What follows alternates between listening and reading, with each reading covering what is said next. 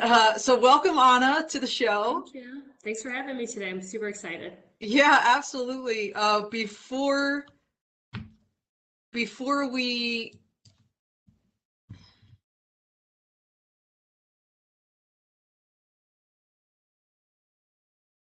all right, welcome back to the show, everybody. This is Dawn Zoldai. I am your host of Tech Industry Leadership Talks, and I am so excited today to have with us Ana Healander.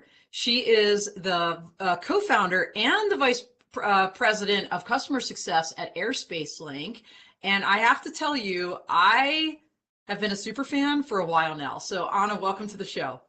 Thank you. Thanks for having me. Super excited to be here today. Yeah, absolutely. So, it was we were talking before we got on the show. I follow you guys, you and your husband Michael, and Airspace Link on LinkedIn, and I just remember when he posted a picture of you running this like ultra marathon, 100K, you're standing there with your medal. And I was like, who is this woman? I need to speak with her about leadership because clearly not only walking the talk, running the talk.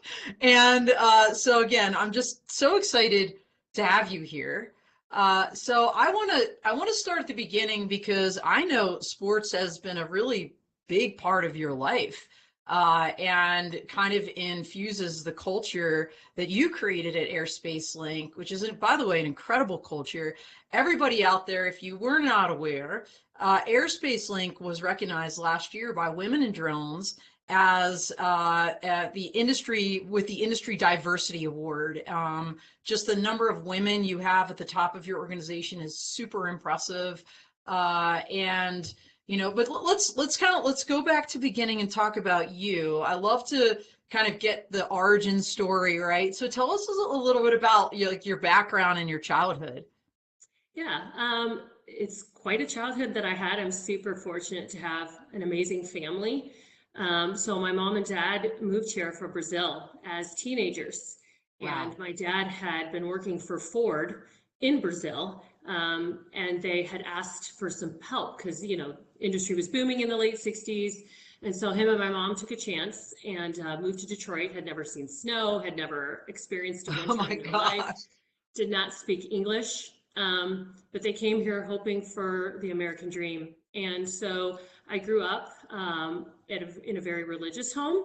I went to a private school, but where Brazilian culture was still very heavily dominant inside our house. So my parents worked really, really hard, and I was always exposed, like I was telling you earlier before we were talking, to the arts, which we can delve into a little bit of that later.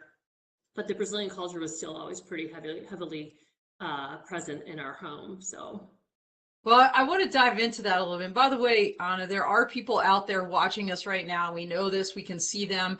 If you are out there, just remember this is live. So please jump in the chat, ask your questions, give Anna your positive encouragement. We love all of those things. So that's really, amazing, for a couple like your parents. First of all, right, from Brazil, moving to Michigan, never having seen snow. And that's where you were born, right? That you were born in mhm. Michigan? Yes, I was born here. Okay. So you picked this theme for today's episode of lifelong learning and servant leadership. And I'm curious why you picked that particular theme, just kind of given your upbringing and your background. Yeah, that's a great question. I think it's part of my background where I grew up trying to think of something bigger than yourself, right? Thinking of others, um, having empathy, being kind. That was just a huge part of my childhood. I had amazing teachers at the school that I went to who that was, do unto others, that kind of thing. So I think that's always been at the back of my mind as far as jobs go. And that's why I'm in customer success, right? I'm so passionate about helping our customers, and I've done that for the last 25 years. And basically, every industry that I've been a part of, I've kind of been, even if I didn't start there, they kind of veer me to that position because I think that's just kind of who I am. I'm always trying to learn and help. And so I think that's part of being a servant is you don't necessarily think of yourself, but the broader team to be successful. So. You mentioned that golden rule, do unto others, and the rest of that, of course, for those that don't know, is as you would have them do unto you. Yes. And it's so interesting that you mentioned that, because when I was joining the Air Force, they asked me two philosophies in my interview, two philosophies that I live by, and that was one of them. And the other was carpe diem, which is seize the Yes. day. Absolutely. And leave as little as you may to tomorrow is the rest of that saying. But so cool. And I imagine this idea of servant leadership and the idea of working with others started very early as well, through your sports. But before we talk about that, I would love to just share a picture of you with your dad, Yes, growing please. up. It's so adorable. You have some pictures here, like already like probably barely able to walk there in that one with a baseball bat in your hand. Yep. So tell us a little bit about sports and how like that became such a huge part of your life. Yeah, I think that's also a family thing. Brazil, believe it or not, big soccer, football. And so when I was going to school, I think people probably saw just a talent, if not a talent, a passion for moving and playing sports and team.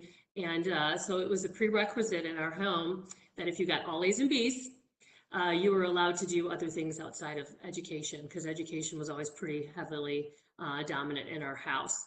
And so I excelled in academics, and that way I was able to play all the sports that I wanted. And I played softball, which you can see there in the picture. And then basketball became just a huge family affair. My brother played, had scholarship offers. I played, and I could just say that taught me so many things, just life lessons that I think are prevalent even today, like strategy, teamwork, practicing, discipline, punctuality, showing up on time, thinking of others. And so winning and losing, all those things kind of, even as a sport, has kind of taking me to where I am today. So it's been a huge part of my life, still is. So. Yeah, absolutely. And you mentioned the word discipline. I think that's so true, to be part of a team. And like you said, to show up on time, to just those basic things that you learn through teamwork. And we have a really cool picture of you playing youth basketball as well. I'd love Mm-hmm. to kind of pop that one up, because it was your dad, really, I think, that you had mentioned that introduced you to a lot of these sports. So we saw softball, we see basketball here. What else were you involved in?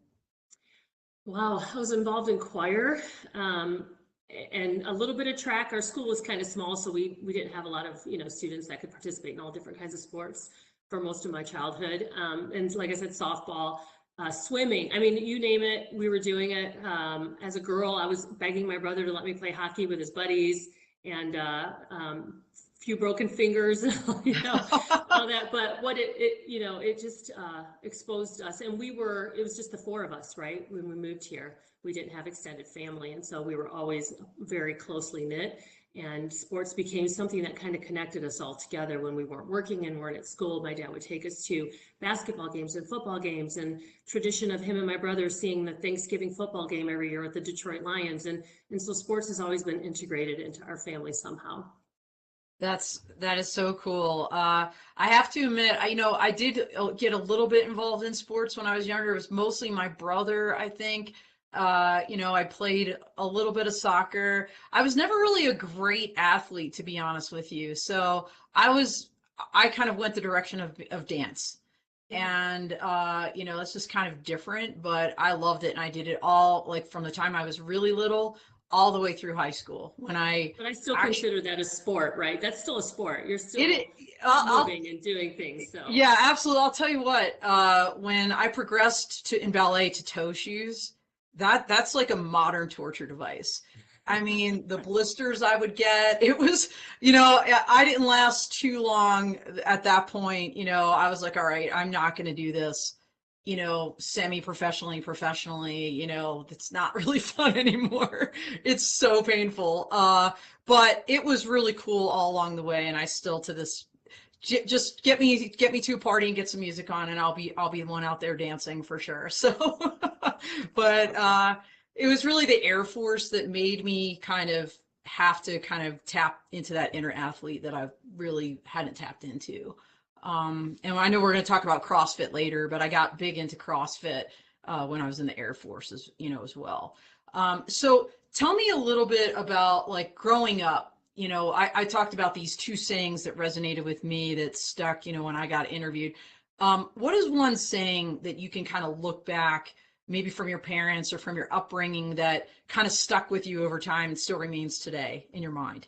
Yeah, so my parents were extremely hardworking people, and my dad used to always say to us, like, there's no free lunch, right? You have to do the work, you have to invest the time. And so that's always stuck with me. I think as we get older, we sometimes look back at our parents and we're like, wow, they were saying some super wise, insightful things, but as a teenager, that might not resonate, or you might not connect as well because you're rebelling and you're trying to figure things out on your own. But as I've gotten older, and now that we are, have this company, Airspace Link, that has turned into something so amazing, I realize that we have to do the work, right? We're solving Yeah. really difficult problems in the tech space, and there is no free lunch. It's hard, but Yeah. it's so fun. And Airspace Link has tried, like you said, to make a culture of fun while still solving these super difficult problems and being the leader in the industry in this mobility space. So Yeah, I agree. There is no free lunch, and clearly, being on sports teams or whatever you're doing, you're putting in the work. What is it? Isn't it like that 10,000 hour rule? To really perfect something, it takes like on yes. average 10,000 hours of repetitions, and that's almost like in anything in life, I'd say. And that includes education, right? Because I love that you picked as part of your theme lifelong learning, because all the folks I've interviewed and throughout my own career, I've noticed that the really excellent leaders are those that continuously learn throughout their life and never stop learning from everybody, and including from books. One person that comes to mind is well, at the time was General Mattis. I worked for him at U.S. Central Command, and that guy, I mean, just mind blowing how educated he was. So let's talk a little bit about your education. So you started out a small private school. Mm-hmm. Sounds like you excelled because you were clearly playing sports, which meant you did get those A's and B's. Yes. Yes, I did. And and then you progressed. You went on to college after that. Yep, I started at Eastern Michigan University and studied business. But yeah, I always, like I said earlier too, I still think that you continue with your passion, even though you can have your degree in business or whatever. I feel like as I've gotten older, I've not transitioned from business, but my education also was running a family business with my dad. That to me was a degree in college that I could have never paid for on a piece of paper, because when you're in it and you're doing it every day for 10 years, that also was just a huge learning point for me, was helping my dad run our family business on top of, school and sports and everything else that I was doing. So what was the family business? Yeah, so while my dad was still at Ford, he started a very small steel company, and he saw that there was something missing in the market because he was a tool and die maker by trade. And normally when people wanted to buy steel, let's say just to fix a small part in a factory or to do product development, they didn't need massive amounts, but most steel mills would make you buy minimums. Anyways, so we opened up a store that you didn't have a minimum. You could just walk in as a hobbyist, or you could walk in as one of the big three and just order the small part of steel. But what it was based on, of course, is what I'm doing now, is customer success. And and my dad, we'd get up at 3 o'clock in the morning if the line went down somewhere, and we would drop off a piece of steel. And we Wow. would stay open on Saturdays, and we would be a walk-in. And it was just, I did every single part of the business because it was just three of us at the time. And so you had to learn to do it all. So that to me was just a huge learning point and a turning point in my career, I would say. Yeah, it sounds like you're a little bit like me. I mean, you can learn things from books, but it's really practicing. It's really getting out there and seeing things. You can read a business book, which is great, but seeing it and seeing your dad and his example, and being an entrepreneur like that on top of his day job, holy shnikes, I can understand why you're working Saturdays and getting up at 3, right? Because being an entrepreneur, that's what that is all about. So wow, that's really impressive. I remember when I was in law school, you know, they give us these books, here, read these cases about evidence. And I'm like, oh, I didn't understand. And all the books, they always talk about the weird cases. They're not even the rules, they're all the weird exceptions, right? So everything's backwards. But it wasn't until I actually was working for the city of Philadelphia, sitting in a courtroom, representing two police officers that had been charged with like a civil rights violations. And that week in federal court, I learned evidence. Like that was it. That's all it took, was for me to see it in action. And so that's so cool that as you were learning business, you already had been exposed to it and were still doing that business with your dad. And I can Absolutely. appreciate, yeah, that's super. That's amazing. But speaking of books, like, was there a book when you were in college or kind of along the way that really kind of left a lasting impression on you? Yeah, it's so funny bringing that up because as we get older, I'm actually thinking about going back to school and actually pursuing that degree of literature because I've started to enjoy reading so much, and it was always a passion of mine. But when I took lit in college, I remember reading Toni Morrison, and which was amazing. And then part of the group had to read The Confederacy of Dunces, and I just remember seeing the book, you know, as a 19 or 20-year-old, and it was just massive. I'm like, oh my gosh, how am I going to read this book?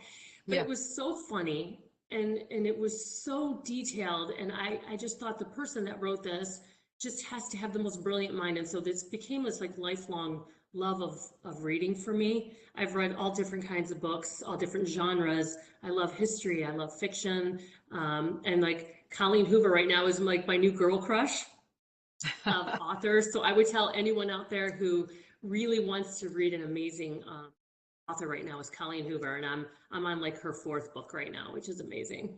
Well, I'm gonna have to check that out for sure. You will You know, love I it. guess my Confederacy of Dunces, if you will, was The Brothers Karamazov by Dostoevsky. I had to read it for a class, and like you, it was like a 900 plus pager, and I was like, holy schnikes, right? I literally created a plan. Like, if I read X number of pages a day, I'm gonna get through this thing.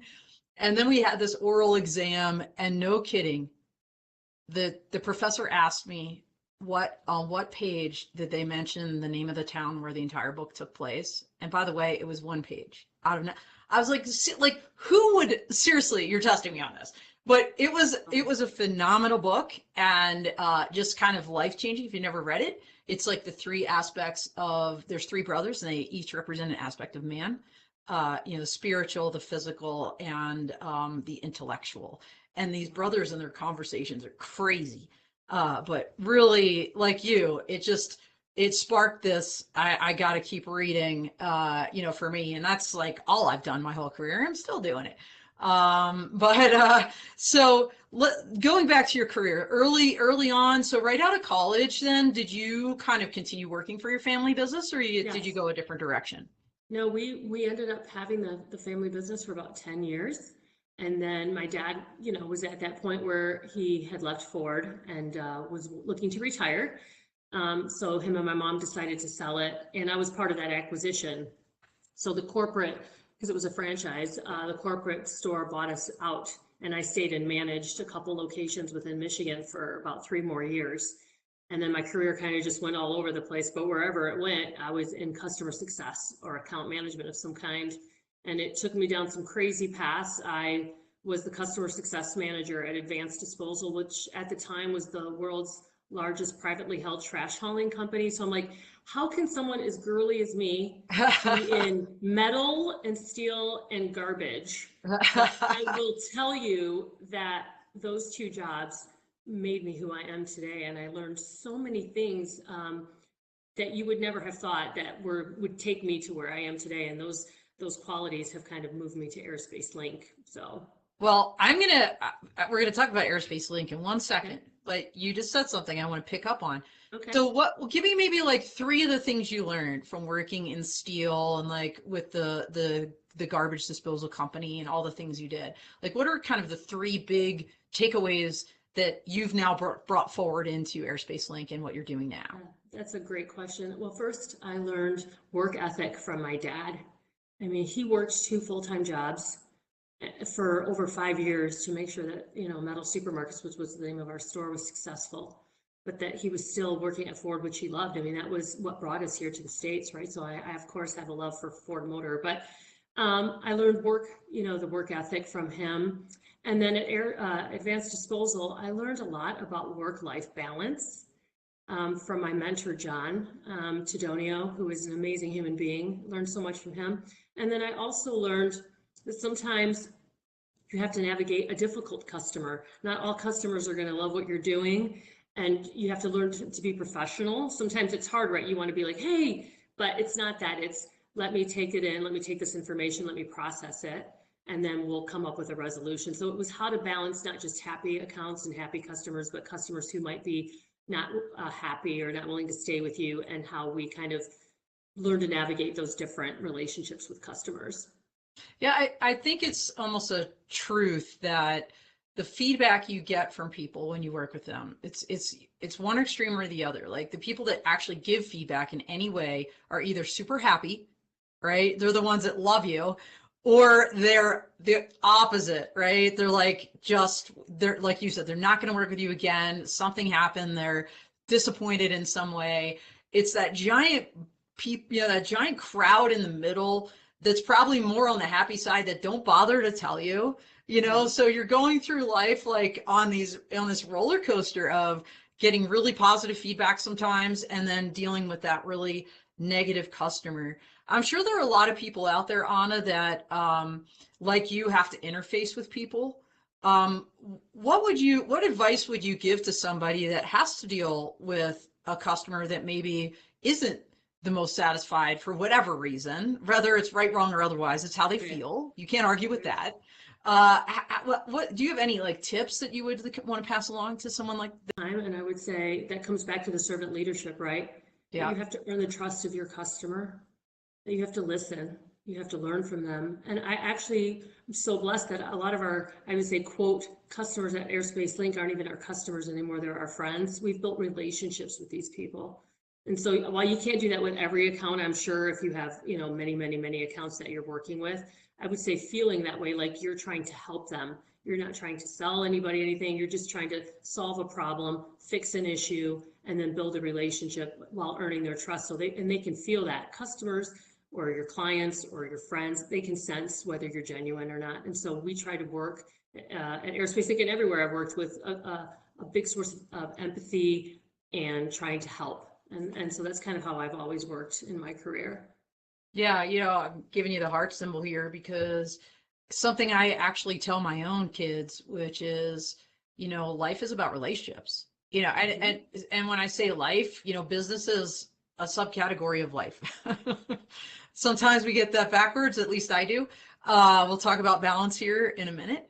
But I totally agree. It's all about relationships. And so were you ever able to turn one around, like an example where maybe a business relationship or somebody had complained or was not happy, you were able to kind of engage with them in this kind of servant leadership way that kind of turned that whole relationship around in a positive direction?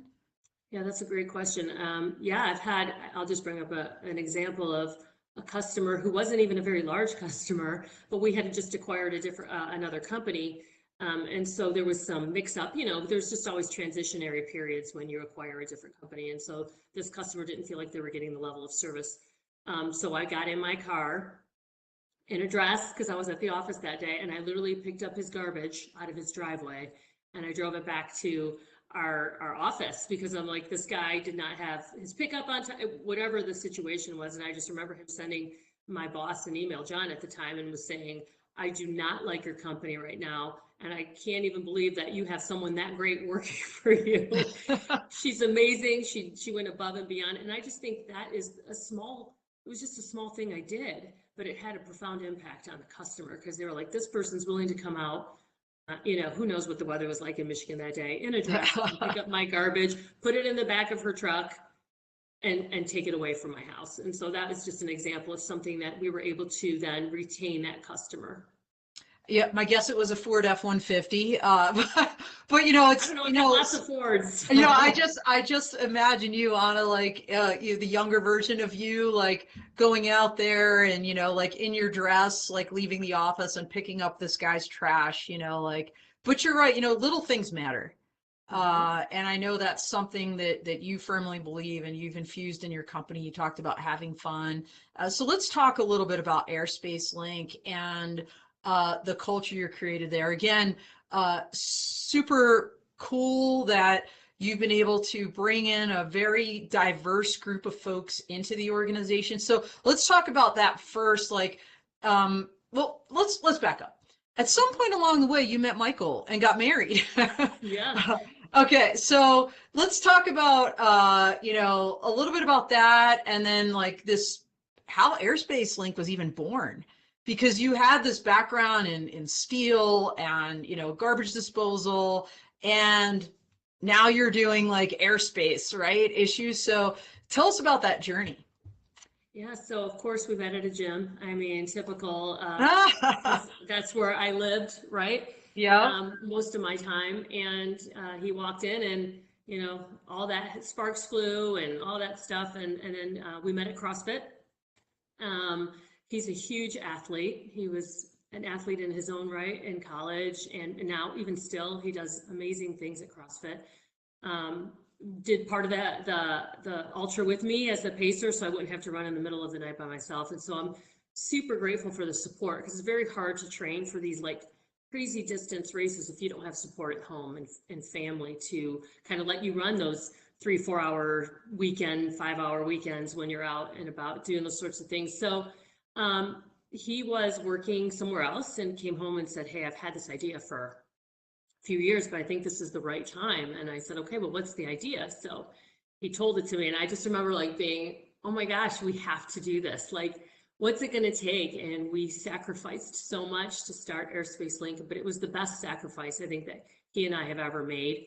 We have an amazing team, and we can talk about that, Yeah. of diverse people and diverse backgrounds, and that has what I think is what's made us be such a great company. Because if it was all the same type of people, I mean, how fun would that be? And Yeah. we have such intelligent, smart, funny, outgoing folks that work at Airspace Link, and I think that's what's kind of added to the culture.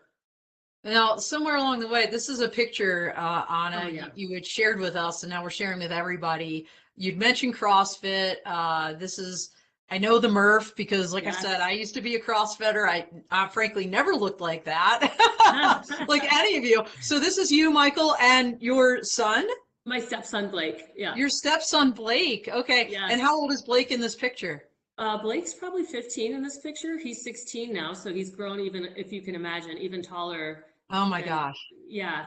He's also a CrossFitter. He's also a part of Civil Air Patrol. So he's Oh, also, cool. yeah, he's doing lots of military stuff, flying planes, and he's just a really great, great kid. But yeah, we honor our veterans every year by doing the Murph. As a matter of fact, we just named our puppy Murph, because that's how much Oh. we love this workout. And so yeah, we do this every year. And for those that don't know, the Murph is named after a Navy SEAL. I believe he was killed in Afghanistan, Yep. if I recall Yes. correctly.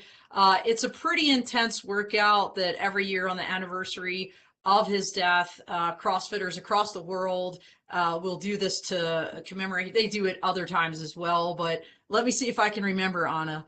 I know there's a run involved, several Hmm. miles. Uh, Most people wear a weighted vest, don't have to. I know there's pull-ups, 100 pull-ups. burpees. No, 100. You start off with a mile run with a Okay. weighted vest, and then you come in and you do 100 pull-ups, 200 push-ups, 300 air squats, and then you finish again with a mile run with Yeah, your no vest biggie. on. Yeah, so It takes a lot of yeah. training. Yeah, so it's pretty intense, and it's almost like the Brothers Karamazov. I remember one day I walked into CrossFit, and like every day it's a different WOD or workout of the day, Hmm. and it was like 150 burpees. That's all that was on the board, and everybody just, you could just see like, and I just remember, all right, I'm gonna do like 10, like 15 sets of 10. Like once I broke it down, and what the crazy, and maybe you agree with this, Anna. What I found about CrossFit was, and I think this is why Navy SEALs actually use it to train, there's like a huge mental component to it, where you can walk out of there and be like, I just did 150 burpees, like bring it on. Like I don't care what you throw at me today. Like I did that. And I just remember, like, even in the military, we have to do this. You're going to laugh. Just, like a little 2 mile run. For me, that was a big deal because I'm not a runner, right? But like you do like a workout like the Murph, and you're like, okay, so we're talking 7 times around this track. Not a problem. Right. So bring, those workouts and doing it with your beautiful family. And, Mhm. I could see where that would be kind of, and you know what? Your theme is servant leadership and lifelong learning. Fitness is also kind of a learning process, I would say.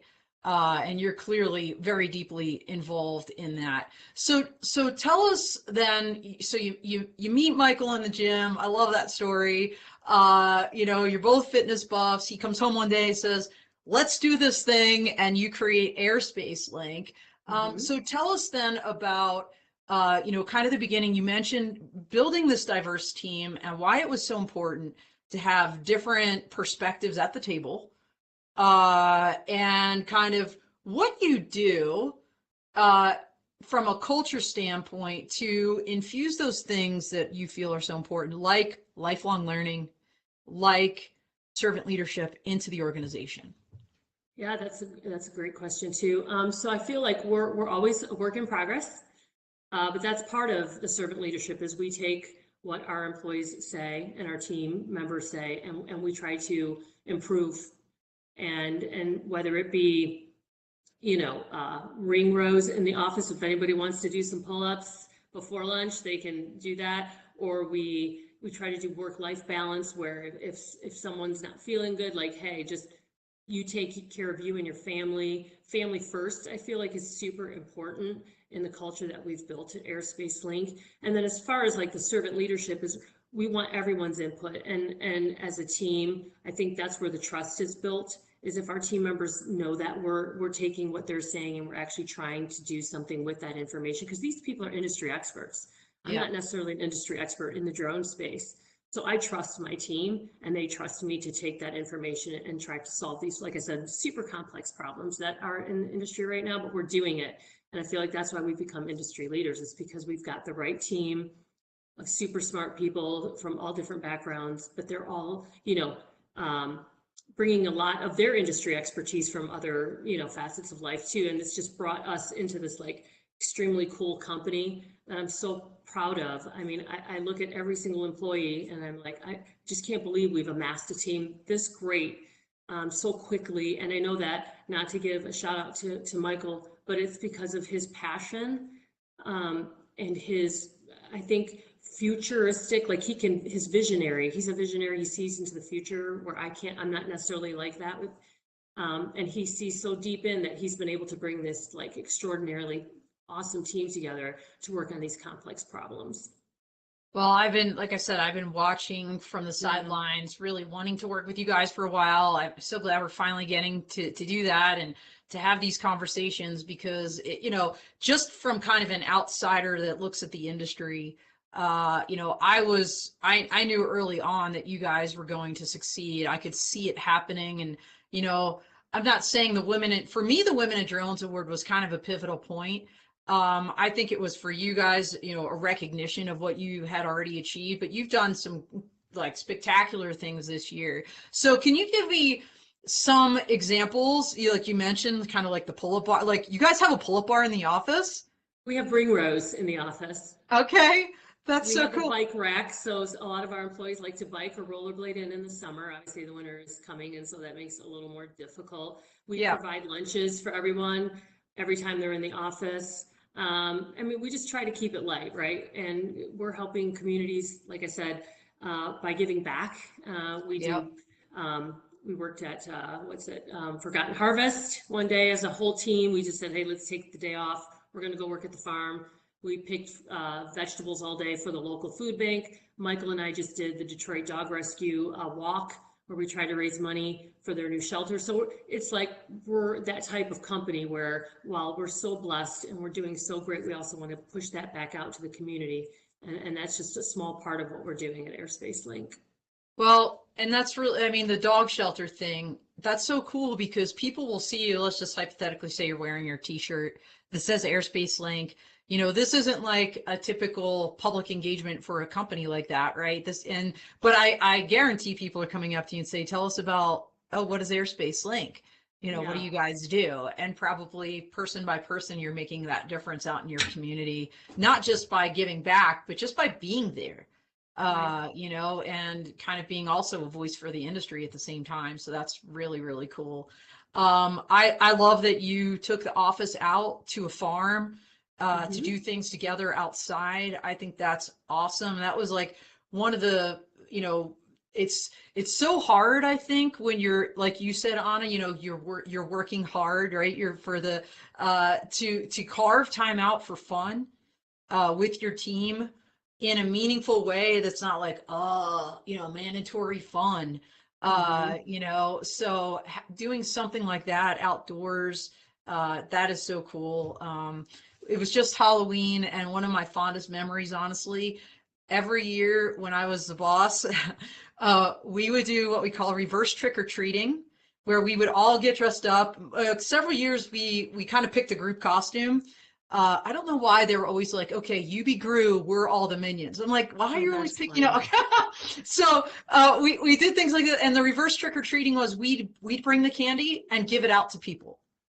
That's amazing. But we were in costume, and people would, like, on a military base, people like, what do you, I walked around the Pentagon, I remember one time, I had an Oscar the Grouch costume, I had a giant trash can, and like I had filled it with candy, and I'm walking around the Pentagon handing people candy dressed as Oscar the Grouch. People were like, who are you?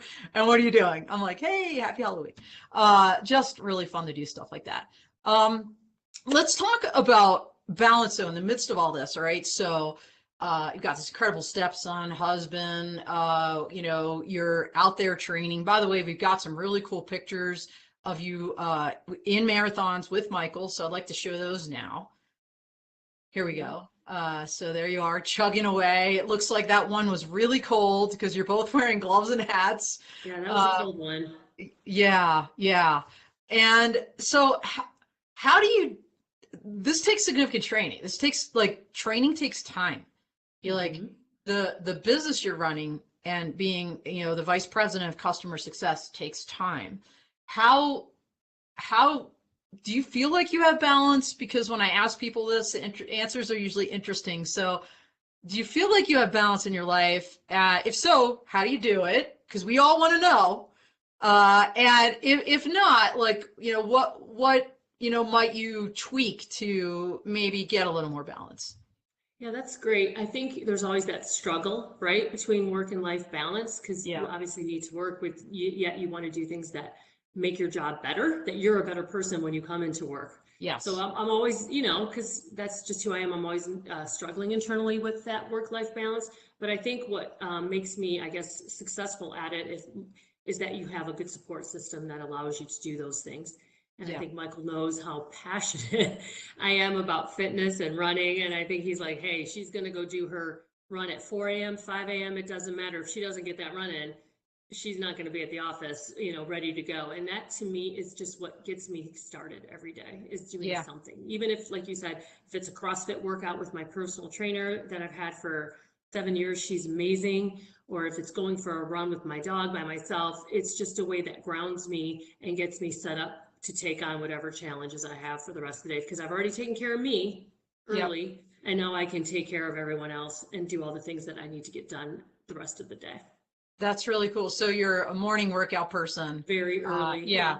yeah. That's what I was in the military. Now that have my own business, I'm getting back to it, Anna. Okay. COVID. I don't. Everybody blames COVID for everything, but when they kind of shut the gym down, that was a really great excuse to be like, well, I'll just walk my dog today, and that was like Right. 2 years. But getting back to it, Mhm. it's a process. Like you said, it's all a process. Yes.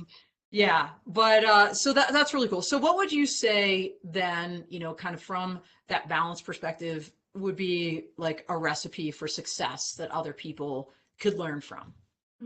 That's a great question. I think, when you brought up COVID, you had a choice, right? You could Yeah. stay inside, or you could navigate a different a different world. And that's what kind of, I decided at that moment, I'm like, I cannot sit in here every Yep. day and not be outside. So that's actually when my training took a different course, and I started doing really long runs when my gym was closed. I'd always done half marathons and a marathon, but I had never gone ultra Yeah. until COVID hit, and I had the opportunity to be outside even longer. Yeah. So I'd say the recipe for success is finding what you love Yep. and then work on that, because it's always, you're always going to be learning new techniques and new races or new goals that you could be hitting. But I feel like if you find what you love to do, then you'll keep doing it and you'll stay well. And that is why we're so passionate about wellness at Airspace Link too, because I feel like if you can find a passion, it could be anything. It could be golf, tennis. We just took pickleball lessons this weekend for the first time. We Oh, had a fun. blast. Yeah. So fun. And that's a new thing that we're probably going to add to make our winter a little more exciting, is we'll go play some pickleball with some folks. And so I'm feeling like if you're just always in that process of learning and finding your true passion, then I feel like that is a great recipe for success.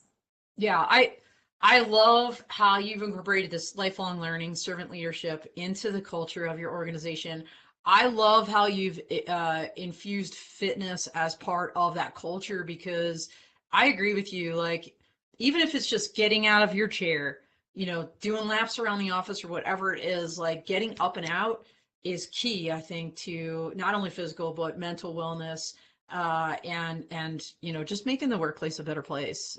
That's so cool that you're doing that. Oh my gosh, I told you before we started, Anna, that our time would fly, and it That's has. okay. We have like 3 minutes left. Okay. So I want to kind of do this lightning round, and I know we have a Okay. picture to pop up like for my Okay. second question here, but so I know we talked about your book, and you said Confederacy of Dunces was one in Yes. college that was like really kind of life changing for you, from a lifelong learning, sparking that passion to read. Is there another book like that's one of your favorites? I know you talked about Colleen Hoover Yeah. lately has been your girl crush for Yes. authors. Any other books that like maybe you would commend to people out there to read that have helped you along the Yeah. way?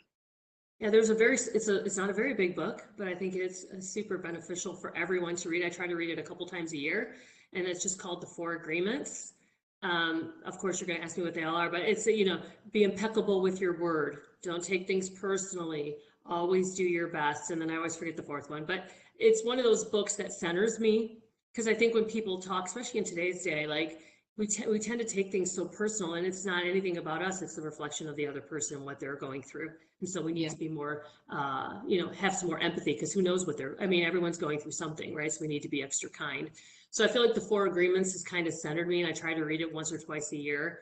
And that's just a great book. And all his books also, again, are kind of like self-love and motivating and better to improve yourself as a human. And so that's probably a book I would recommend to The people. Four Agreements. I'm putting that one on the list You because would that love, sounds it's a very quick read, but it's a great book. okay. Awesome. Good, good, good. All right. The other question we ask everybody is, who is your hero? Hmm. So when you asked me that earlier, I was like, well, that's a no-brainer for me. It's a super easy question. I would have to say that my dad, for a million different reasons, and we don't have enough time on this episode to talk about him, and my mom too. She's amazing. But my dad, I always tell people, every really truly important thing that I needed to learn as an adult, I learned from him. Whether it be work ethic, even though my mom was she worked super hard too for our family, but just watching him take chances to start his own business when had a safe, cushy job at Ford, Right. and how to save money and how to buy a beautiful home for your family. And he provided us with, private school, and he even got me a tutor so that I would not forget my Portuguese. So I'm still very fluent, and that way I can travel all around the world and I can speak Portuguese, and it allows me to understand other languages as well. And then he exposed me to the arts, music. I was going to concerts with him from the time I was a little girl. So now I had this love of music and Broadway shows and plays and sporting events. He took us, and he also allowed me to travel internationally as a child. And I just didn't grow up in an area where a lot of kids were able to do the things that he allowed me to do. And he's just a very good human being. So I would have to say that he will always be my hero. So, Oh, I love that. And I hope someday I get to meet him. But last but not least, sure. what is one leadership tip that you learned along the way that you would love to pass along to others? That's a really great question. And I would just say, have an open ear. Listen to what people are actually saying. I think there's so much being said that it's hard to really listen and filter that out and take that information. So I think at Airspace Link, again, what we try to do as a team, especially on the leadership team and beyond, because we have 50 employees now and we're continuing to grow and doing amazing things in the space that you'll see, is just to always be listening to what your teammates say and what the industry is saying, and then take that information and try to do good with it. So just say, keep an open mind and an open ear. Well, that's a great note to end on. You know, we talked at length today about this theme of lifelong learning and servant leadership, and I think that puts a nice bow on it as we close out this episode. So, Ana, thank you so much for taking this time with us today. It's been so great to get to know you a little bit better and to understand basically how you've created this incredible company just from the way you were raised and all the things that you hold dear. So, thank you so much for sharing. We're out here.